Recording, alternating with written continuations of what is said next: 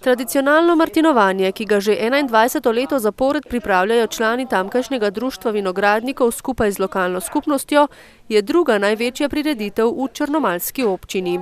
In dejstvo je, da martinovanje poleg vse svoje promocije občine prispeva tudi k izboljšanju kvalitete vin na Belokranjskem in seveda tudi na občinskem območju.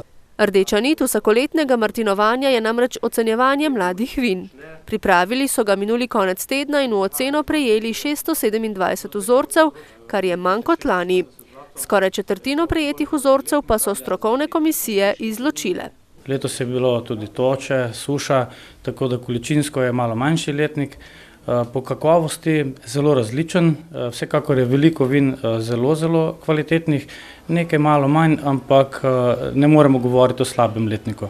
Najbolje ocenjena mlada vina bodo v pokušino ponudili na martinovanju, kjer bodo slovesno razglasili tudi vinarja martinovanja, šampiona vin Belokranjec in Metliška Črnina ter šampiona letošnjega martinovanja. Slednjega bo prejela družina Hoznar iz Ručetne vasi, saj je bil njihov sivi pinot izbor najbolje ocenjeno vino na letošnjem ocenjevanju. Komisija ga ocenila tako, kot ga je pa to ena lepa potrditev za vinogradnika. V sklopu dvodnevne prireditve pripravljajo tudi več razstav, bogat kulturni in zabavni program ter tradicionalno tekmovanje za Martinovo harmoniko. Namen je predvsem iskanja novih talentov v igranju harmonike, pa tudi spodbujanje mladih pri igranju tega inštrumenta.